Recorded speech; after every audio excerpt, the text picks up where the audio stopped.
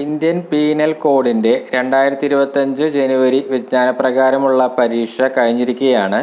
പരീക്ഷയ്ക്ക് ചോദിച്ച ചോദ്യങ്ങളും പ്രൊവിഷണൽ ആൻസർ കീ പ്രകാരമുള്ള ഉത്തരങ്ങളുമാണ് സ്ക്രീനിൽ കാണുന്നത്.